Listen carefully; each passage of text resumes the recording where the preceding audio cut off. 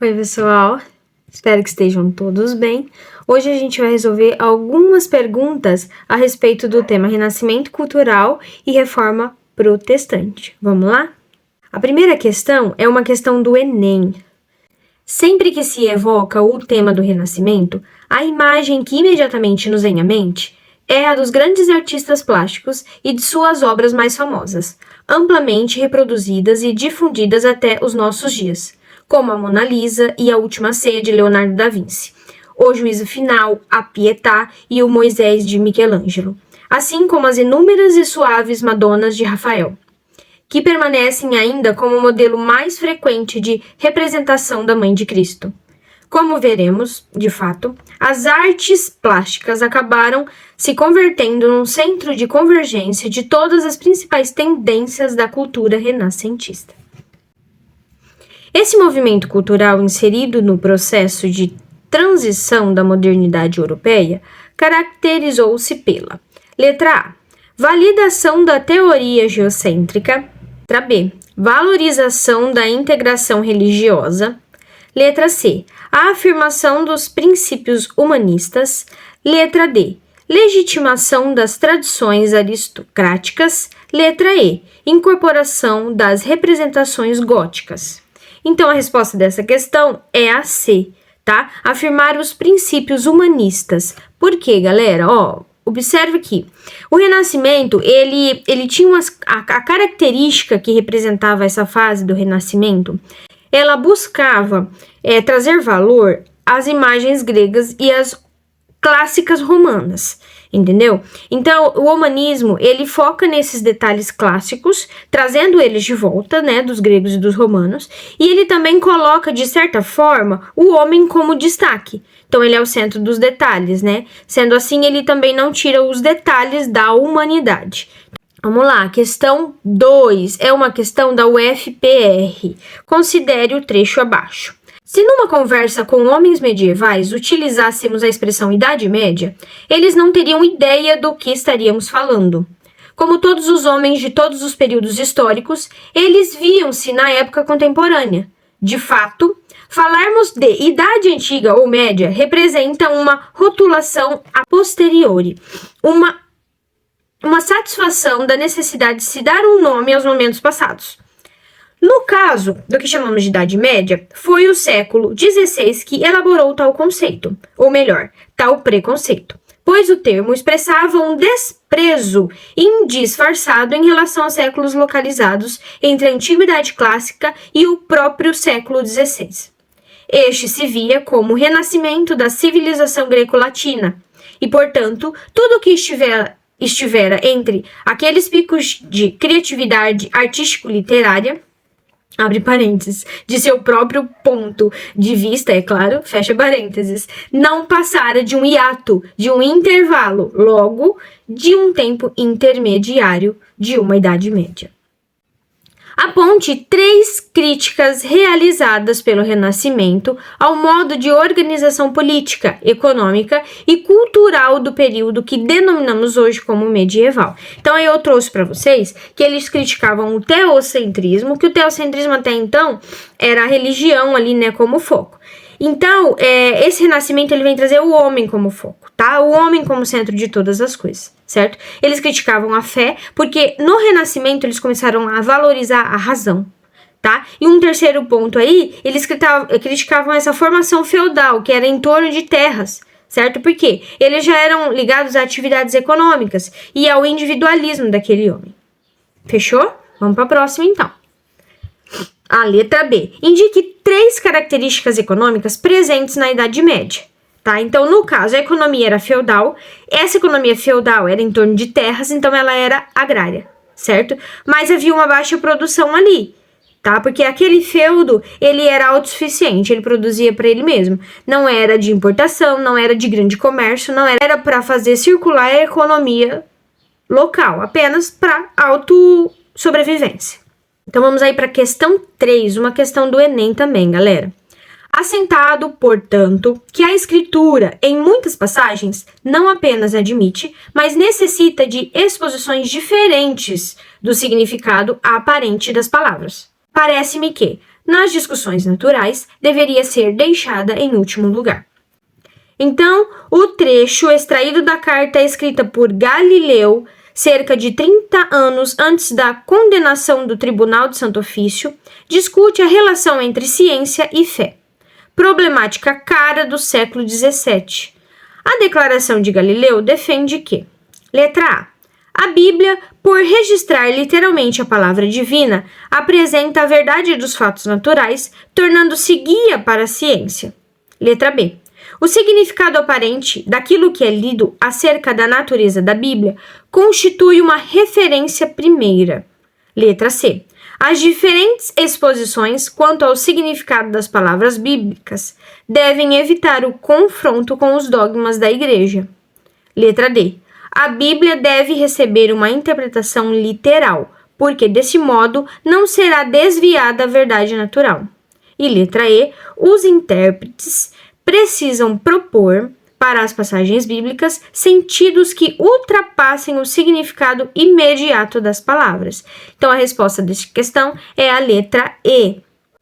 Certo? Eu trouxe até aqui para vocês, ó, esse é Galilei, né? Então, pessoal, Galileu dizia que a Bíblia não era referência para aquelas investigações relacionadas à natureza. Por quê? Porque elas envolviam muito a razão. Então, dessa forma, se elas se chocassem, se a razão se chocasse com os textos, o texto deveria ser reinterpretado. Era isso que ele defendia, beleza?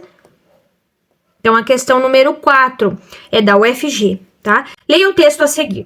Enquanto andava à procura de ossos pelas estradas rurais, onde eventualmente os indivíduos executados são deixados, deparei-me com um cadáver ressecado. Os ossos estavam totalmente expostos, mantendo-se unidos apenas pelos ligamentos, e tinham sido preservadas somente a origem e a inserção dos músculos. Escalei o ponte e destaquei o fêmur do osso ilíaco. Quando puxei a peça com força, a omoplata, os braços e as mãos também se destacaram, embora faltassem os dedos de uma das mãos, as duas rótulas e um dos pés. Depois de trazer secretamente para casa as pernas e os braços, após sucessivas indas e vindas, tinha deixado para trás a cabeça e o tronco. Permaneci durante quase toda a noite fora dos limites da cidade, a fim de conseguir pegar o tórax que se encontrava firmemente preso a uma corrente.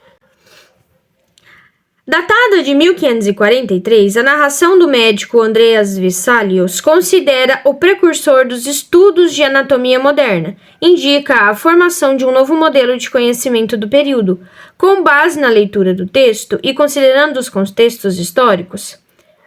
Letra A. Explique o processo pelo qual a concepção do mundo dos homens se transformou na época do Renascimento. E a letra B analise a concepção da ciência que se formava, apresentando o conflito social que essa nova concepção gerou. Então, na letra A, que é aqui onde ele pede para a gente explicar o processo pelo qual a concepção de um mundo dos homens se transformou na época do Renascimento, o Renascimento, então, ele centralizou o homem, como eu disse um pouquinho antes, né? Então, ele colocou o homem no centro de tudo e desenvolveu um espírito crítico.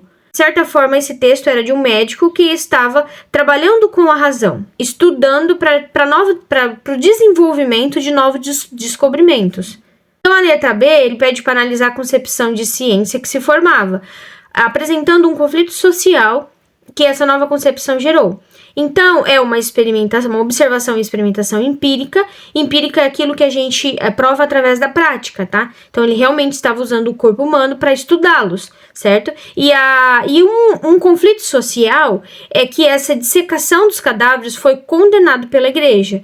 Ela não autorizava, considerava o corpo um templo santo que não poderia ser mexido dessa forma. Então, aqui, pessoal, eu trouxe uma mensagem para vocês, tá? Que um dia sem estudar é mais um dia entre você e o seu objetivo. Então, aí, constância, permanência para que vocês tenham altos resultados, tá bom? Vamos lá. Questão 5. IFBA. No início do século XVI, Martinho Lutero publicava suas teses contrárias a alguns rumos que a Igreja Católica vinha tomando ao longo da Idade Média. Essa movimentação de Lutero desencadeou um movimento que foi chamado de Reforma Protestante. A reforma notabilizou muitas críticas à Igreja. Dentre elas, letra A, recusar a importância da terra para os grandes proprietários, tirando deles todo o poder divino que poderiam reivindicar através da nobreza. Letra B. Ter sido o elemento fundador do iluminismo, que tanto criticava as ideias mágicas contidas nos milagres católicos. Letra C. O refortalecimento do feudalismo. Letra D. Criticar a prática das indulgências católicas, que acarretava na salvação pelo arrependimento e não pela fé. E letra E. Criar grande preocupação na Igreja Católica, mantendo sua preocupação centrada na Europa, o que justificou o tardio povoamento do Brasil. Então, a resposta dessa é a C. Essa reforma criticava as indulgências católicas. Inclusive, na época, a igreja vendia essas indulgências, né? Então, você pagava um valor para garantir que você teria o céu. Então, a reforma foi totalmente contra esse quesito de indulgências, né? Que é essa salvação citada. Certo? Então, vamos para 6. Observe essa imagem. Então, a gente tem um rapaz que, pelas roupas, podemos deduzir que é um monge, né? Pregando um papel em uma certa parede. Vamos analisá-la. Essa gravura remete a um episódio histórico ocorrido há cerca de 5 séculos na cidade de Wittenberg, então Saxônia. Considere-se essas informações, faça o que se pede. Letra A. Relate o episódio histórico relacionado, apontando seu protagonista e mencionando o principal teor de suas reivindicações manifestadas à época. E a letra B, cite 3 consequências desencadeadas a partir desse advento histórico apresentado pela gravura. Então, a letra A, nessa imagem, ela faz referência ao início da Reforma Protestante, que aconteceu em 1517. E o rapaz da foto era o monge Martim Lutero. Então, ele fixou as 95 teses, que eram todas as suas teses contra a igreja. Então, ele foi lá e fixou na igreja de Wittenberg. Então, a letra B, ele pede para citar 3 consequências desencadeadas a partir desse advento histórico representado pela gravura. Então, eu trouxe 3 pontos. O surgimento de novas religiões, várias religiões que foram ali surgindo após as reformas protestantes, né? Houveram guerras religiosas, conflitos religiosos, certo? E também começou-se a discussão em busca de um Estado laico. Número 7. Leia o texto a seguir. O desenvolvimento do racionalismo econômico é parcialmente dependente da técnica e do direito racionais, mas é ao mesmo tempo determinado pela habilidade e disposição do homem em adotar certo tipo de conduta racional prática. As forças mágicas e religiosas e as ideias éticas de dever nelas baseado têm estado sempre no passado entre as mais importantes influências formativas de conduta. Uma das mais conhecidas explicações sobre a origem do capitalismo é a do sociólogo alemão Max Weber, que postula a afinidade entre a ética religiosa e as práticas capitalistas. Essa relação se mostra claramente na ética do letra A. Catolicismo romano, que por meio da cobrança de dízimo e venda de indulgências estimulou a acumulação de capital. Letra B. Puritanismo calvinista, que concebe o sucesso econômico como indício de predestinação para a salvação. Letra C. Luteranismo alemão, que defendia que cada pessoa deveria seguir a sua vocação profissional para conseguir a salvação. Letra D. Anglicanismo britânico, que ao desestimular as esmolas permitiu o incremento da poupança nas famílias burguesas. Letra E. Catolicismo ortodoxo, que ao abrir mão dos luxos nas construções arquitetônicas, canalizou o capital para os investimentos econômicos. Então, a resposta dessa é a letra B, puritanismo calvinista, que concebe o sucesso econômico como indício de predestinação para a salvação. Então, se você era salvo na terra, se você tinha sucesso na terra, era um sinal de que você teria salvação. Lembrando aí, galera, que se tiver dúvida, pode deixar aqui para mim, que a gente vai trocando uma ideia e eu vou auxiliando vocês, beleza? Então, a última de hoje, número 8, FGV. Mas por que não falar dos que julgam, que, em virtude dos perdões e das indulgências, não têm nenhuma dívida para com a divindade? Sem recear o erro do cálculo, medem os espaços, os séculos, os anos, os meses, os dias. Assim também, com essa espécie de falazes remissões, medem eles horas do purgatório. Persuadido dos perdões e das indulgências, os negociantes, ao militar, ao juiz, basta atirarem a uma bandeja uma pequena moeda, para ficarem tão limpos e tão puros dos seus numerosos roubos, como quando saíram da pia batismal. Então, letra A. Aponte as diferenças entre a Reforma Protestante e a Contra-Reforma Católica do século XVI. Então, no texto que ele apresentou para nós, ele fala das indulgências. Então, basta ali jogar uma moedinha que a igreja já te libertava. Então, já colocava você em situação de limpeza, de pureza, como se você tivesse acabado de sair da pia batismal. Então, essa era a venda das indulgências. Certo? Então, a diferença é que a Reforma Protestante foi contra o culto de imagens e a cobrança dessas indulgências, certo? E ela defendia que todas as pessoas podiam ter livre acesso à Bíblia. E já a Contra-Reforma, que veio depois, né, tentou trazer todas essas crenças de volta, todas essas crenças que a Reforma Protestante questionava, tá bom? Então, vamos lá, letra B. Identifique e explique uma característica comum à Reforma Protestante e à Contra-Reforma Católica do século XVI. Os dois movimentos pregavam monoteísmo, então eles acreditavam no Deus único. Então, esse monoteísmo religioso, beleza? E eles acreditavam também que Jesus Cristo era o caminho para a salvação. E a letra C, do ponto de vista das monarquias europeias, explique o contexto de rivalidades nas primeiras metades do século XVI. Então, gente, essa rivalidade, tá? A Reforma Protestante, ela teve várias motivações. Então, foi religiosa, política, econômica, porque até então a religião era envolta em todos os meios na sociedade, certo?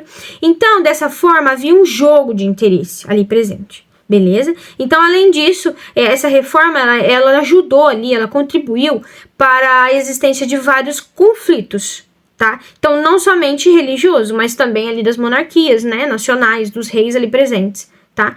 Muito obrigada pela participação de vocês. Qualquer dúvida, eu sigo à disposição e muito obrigada.